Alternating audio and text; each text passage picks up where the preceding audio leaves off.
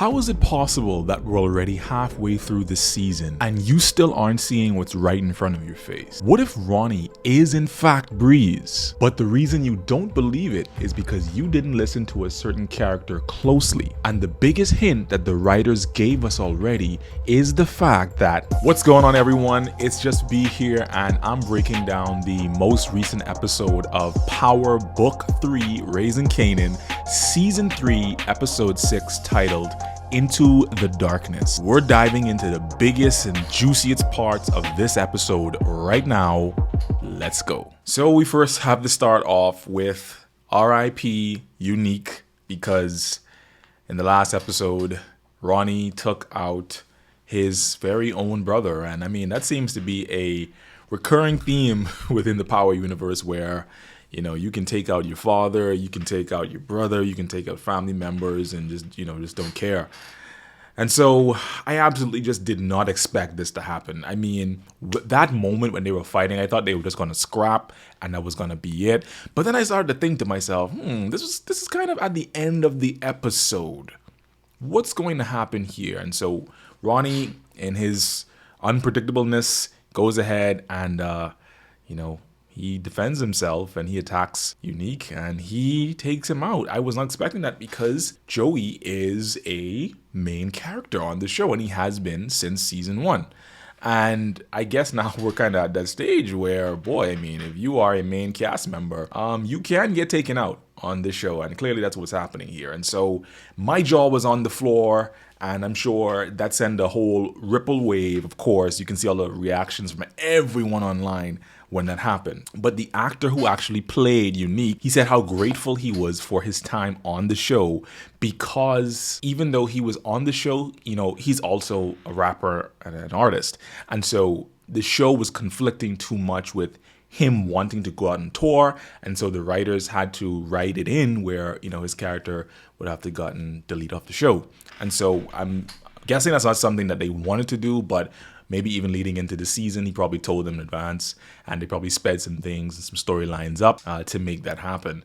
And so that's why, if anyone's wondering why that happened, it's because he wanted to leave the show to focus back on his music and go on tour. Even Gianni, who plays Brayden in Power Book 2 Ghost, he went on TikTok and addressed this as well, just so people can have some context. It's not all about the writing. Like, it's not all about, oh, they killed that person way too soon for the story, the writers suck at the show, etc., etc.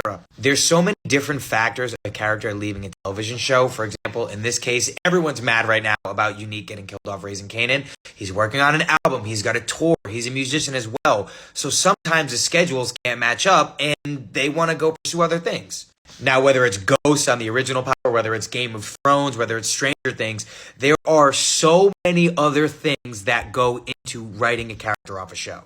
So a lot of times the writers get flack. The writing on the show sucks, etc., when their hands are tied because they can't do anything because they can't make the schedules work. Now, in other cases, which has nothing to do with Joey, I've been on the set of Raising Kanan, everyone loves them, they will kill a character off if nobody likes them. If crew members don't get along with them, if other actors don't get along with them, they're causing problems on set. So they will have to just write the character off because it's not a good vibe on set. No matter where the story is, they have to just make a decision and go, they're not good for the crew, they're not good for the show, they're a cancer. I've seen that happen a couple times. So I just want people to know that so much more goes into killing off a character or writing them off if they go somewhere other than just story. Like, there are so many different things. Some characters are only, contractually obligated to do so much, and then they got to go do another show, which that happens a lot too. Like, there's so much that people really don't understand, and it's not the writer's fault. So, there goes my hope for a Rock and Unique, keeping the fire burning reunion at some point.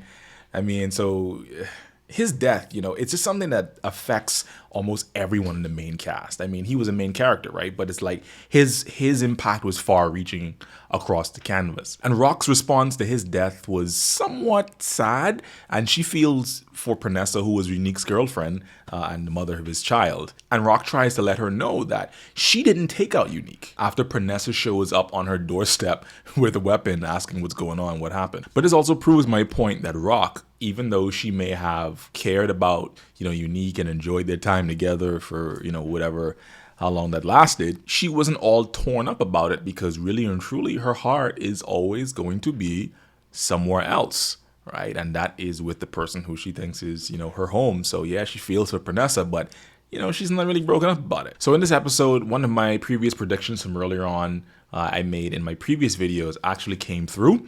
And that's where I said there was a possible triangular connection being built between Unique, Ronnie, and Kanan because they all had something that the other person needed. So with Unique now, being off the canvas, Ronnie has targeted Kanan so that he can now stop moving the green product and start moving the brown product, right?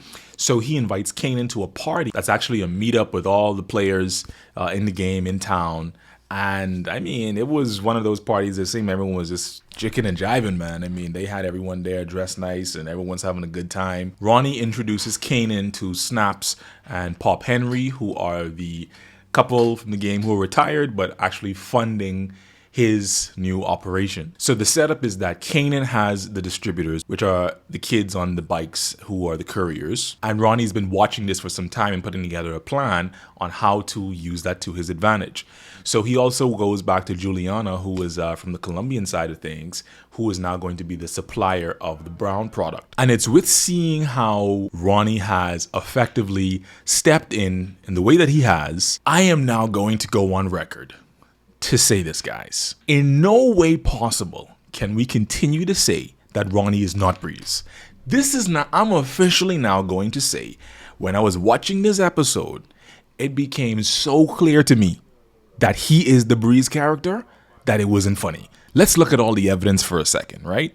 He's taking Kanan under his wing, unbeknownst to Kanan, I should say, because Kanan still thinks he's going to have all his independence and whatnot. But Ronnie's going to really be running that show. He was brutal enough to take out his own brother who he felt was standing in his way. Now, everything we've known about Breeze so far is that he was this cutthroat character who was routined, but also disciplined, but also like tough, right? And smart. And so I'm looking at it now and it's like, come on, we can't continue now. I think we have enough evidence to say this is the guy, it's him. Because we're more than halfway through the season at this stage. And eventually they have to reveal it.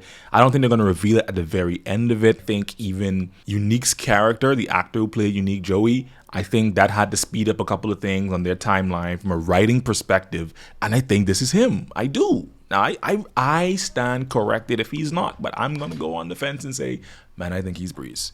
My previous videos I've been holding off. Now, after this episode, I think he's the guy.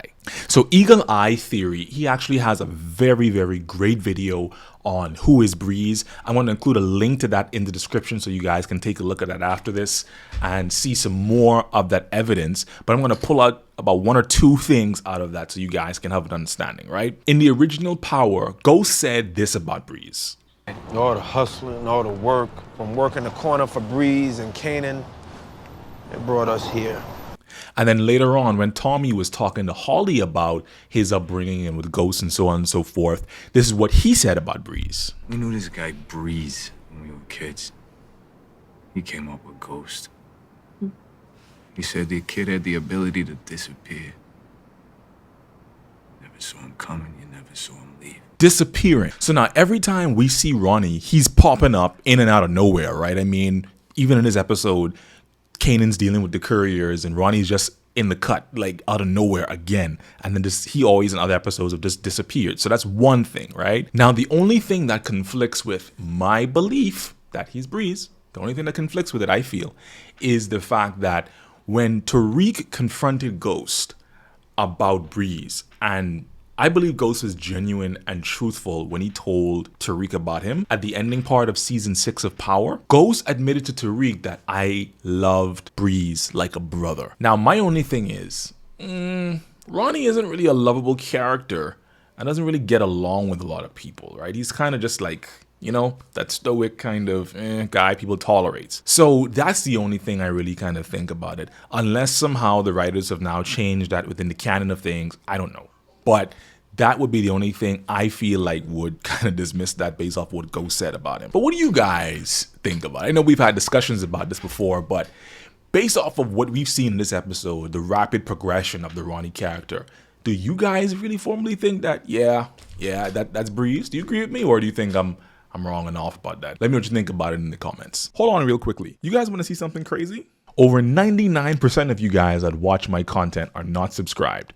So I'm asking real quickly, if you don't mind, just hit the like button and hit subscribe real quickly. I'd love to keep on giving this content to you guys, and lets me know that people actually are interested. Feel free to do that, man. Really appreciate it a lot. Would help me out a long way in growing my small channel. Thanks. Now back to the video. Now, in watching this episode, I really didn't grasp how, I guess beforehand, how deep this conflict between Rock and Lulu went. She visits him at Cafe Vu, hoping to try to make amends with him, and he gives her just like a piece of his mind. I mean, he goes in on her, right?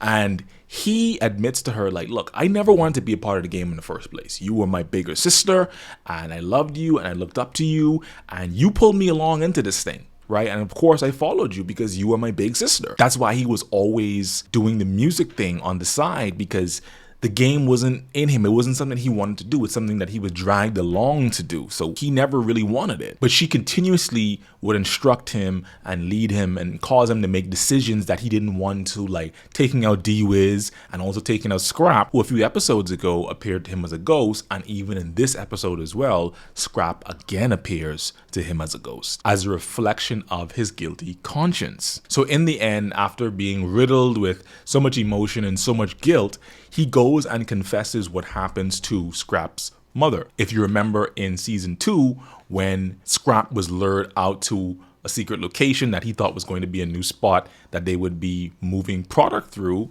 in their organization, that is actually where they took him out at Rock's instruction, because they thought he was a snitch. So Lulu confesses this to her, all filled up with tears and emotions, and she's sitting there shocked, and she's just thinking, I'm about to get you, ninja.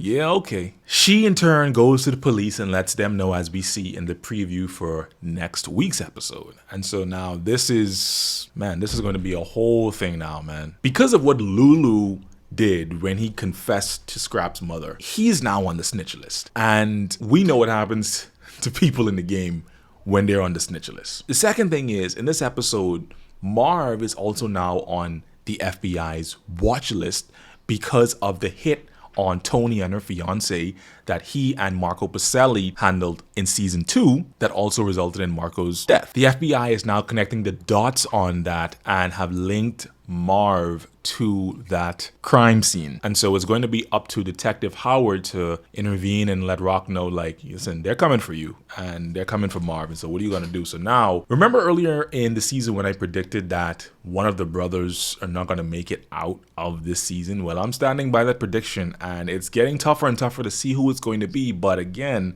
if we got Lulu on the snitch list and we got Marv on the FBI's most wanted list, I mean, come on, guys. There's only so much grace that we can think that both of these brothers have before someone is not going to make out the season alive. But what do you think? Do you think that's actually going to happen, or do you think this isn't going to be the season in which we lose one of the brothers? Let me know what you think about it right down there in the comments. When Kanan is talking with the courier boys and Paul Sutton confronts him about how much work and money he's losing because all of his guys are going over to Kanan, when Ronnie appears and he overhears this, just because, you know, Paul's now starting to get said, listen, I'm older than you, and also the fact that he is white. And so you got to keep in mind the racial component of this as well. If Paul goes and he tells the cops, like he threatened to do, about what Kanan is doing, I mean, who are they going to believe?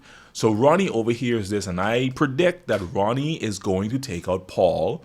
If not in the next episode, then sometime before the season wraps up, he's going to take out Paul because he sees him as a threat to Kanan and his new organization. So definitely look out for that to happen. And last but not least, Rock rejoins the game. I'm not really sure why a broken pipe in a building that she's supposed to be the landlord for causes her to go ahead and realize that, you know what, I don't really want to do this. So she decides to then that she wants back in. And so she and Marv go to Stefano Marchetti, who conveniently is out on bail. As you guys remember, a couple episodes ago, he got wrapped up by the police and the FBI. Now she wants to be supplied by him as a replacement for Unique. And if you listen to her, she confesses in a previous conversation with Marv that, look, the game is in me. Right? And I can't do anything else. This landlord stuff isn't for me. And this goes back to what I said earlier in the season. It's like, that's a ghost fallacy, right? It's this fallacy where you think that you can enter the game, make the money, go legit, and then you can just walk away free. No, Ghost couldn't do it, and he learned the hard way. And now, she's got to come back in, and this is where Stefano tells her, look, I'll supply you, but once you back in, there's only one way out. And remember, that's something I've reiterated a couple of times before. There's only one way out of that life. I did think that the part of this episode where all of the movers and shakers in the city got together and took that photo was pretty interesting, because it's like, why would you guys want to be all caught up together on this picture doing that? I feel like that might actually come back to bite them in the butt, because was that a moment of pride? What was it about? I mean, that if you're in the kind of business that they're in, you try to stay off of cameras and whatnot. So I wonder if that picture's going to come back to bite them in the butt in some kind of way. Do you guys think so? Let me know what you think about it inside the comments. Anyways, guys, that's my breakdown for this episode. Man, I really, really enjoyed it. It was good to really see how all of these things, and they can use a character's death as big as unique and make it make sense, despite the fact that it was more of an impromptu decision that they had to make based off of his scheduling changes. Very impressed with the work that they do on this show. I continue to praise the cast, the crew, the writers, the directors, and everyone who's involved. What do you think I got wrong about this, though? I mean, I know the whole Breeze thing, me putting my foot down and saying I think he's Breeze now is a very sharp change in tone that everyone didn't probably expect for me to say. But I mean, I gotta stand on that now, man. I see it. So let me know what you think about that in the comments. If you agree to disagree, let's hear about it, guys. Feel free to like, comment, and subscribe. Until next time, peace.